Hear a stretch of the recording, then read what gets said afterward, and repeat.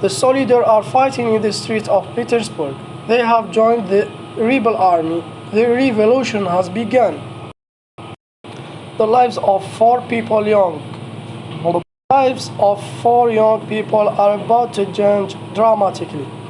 The Russia Revolution has begun, and they are struggling to find a way forward in their lives. Their country is forever changing. Yuri, Donna, Lara, and Pasha discover love, only to lose it again. Amongst a history of two revolutions and a world war, they begin to understand who they really are. They are surrounded by fascinating but sometimes unhappy people, each of whom has a story to tell about their lives during this period of Russia history. The beginning of the story takes place between 1901 and 1903. It then switches to 1905. This was the year when the poor, workers, and army turned against the government. The ruler of Russia at this time was Nicholas II, the last Tsar of Russia. During the 19th century, Russia was still behind the rest of Europe, where the Industrial Revolution has made a great impact. When Nicholas II became the ruler, he refused to allow any change to take place. He mentioned what was reported in the newspaper and blocked any political changes. He also controlled the university to prevent opposition. If people stood up to his government, they risked imprisonment or even death. Many were forced to leave the country. In 1904, the workers of Petersburg held a strike. There were over 10,000 of them, and they were fighting for better working conditions, higher wages, and reduction of the working days from 11 to 8 hours. They also wanted the right to vote, which at that time was denied. On Sunday, 22 January, a large group took a letter to Tsar Winter Place. More than 150,000 people had signed the letter. When they arrived, fighting broke out, and more than 100 workers were killed. Street fighting and strikes spread and carried out throughout the year. Many workers and men who led them were killed or put in prison. Eventually, the Tsar gave in to some of requests, and people over 25 were given the right to vote. But the new parliament had almost no power. In 1914, the First World War began and the Russian army entered Germany. At the first, Russians were very patriotic and supported the decision to join the war, but more than 1,700,000 died. Food was in very short supply. No food could come into Russia, and no supply could leave. People were very cold and extremely hungry. In February 1917, the revolution began. Many workers went on strike in Petersburg, and after a few days, almost everybody had stopped working.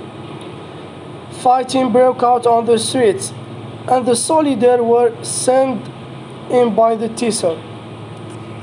They killed many workers, but after a while, even the soldiers joined the workers. Tsar Nicholas was forced to hand over power to a new temporary government. They promised to make everyone equal and also given everyone the right to vote. Vladimir Lenin was the leader of the Bolsheviks, and in 1917 they came to power. They were revolutionaries.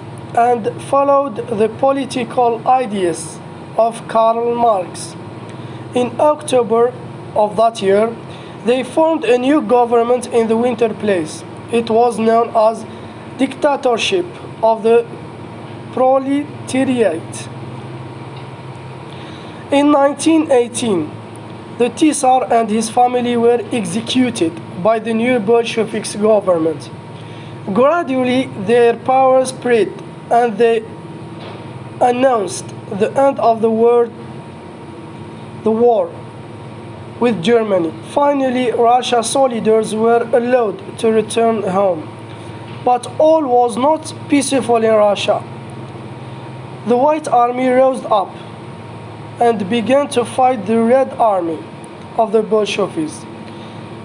The fighting between the two sides was known as Russian Civil War. In the beginning, the White Army was strong and the Bolsheviks retreated. But after 5 years, the Red Army won, and the Union of Soviet Socialist Republic was founded.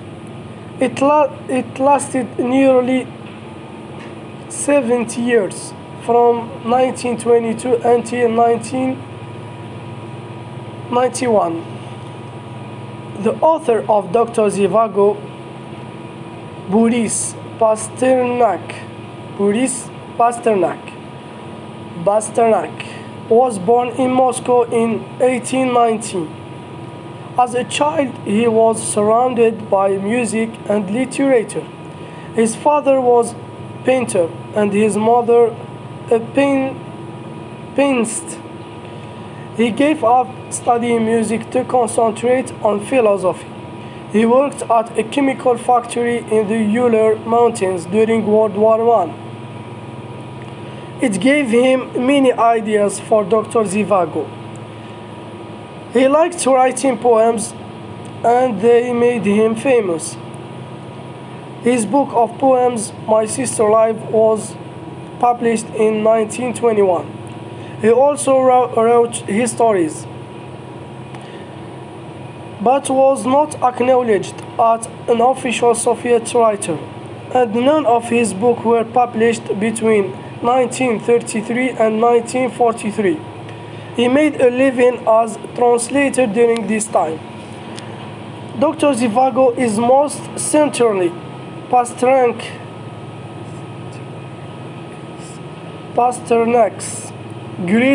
greatest and most famous work. The Russian government did not allow it to be printed in Russia. However, in 1957 it was published in Italy, and the following years won the Nobel Prize of Literature. Unfortunately, Pasternak did not accept the prize due to his problems with the Russian government. He lived the vast majority of his life in Moscow and died in 1960. The movie of Dr. Zhivago was made by the director David Land in 1965. It started Omar Sharif as Yuri and Julie Christia as Lara. At the time, people thought the film was too romantic and did not follow the book. But today, many people see it as one of the greatest romantic movies ever made.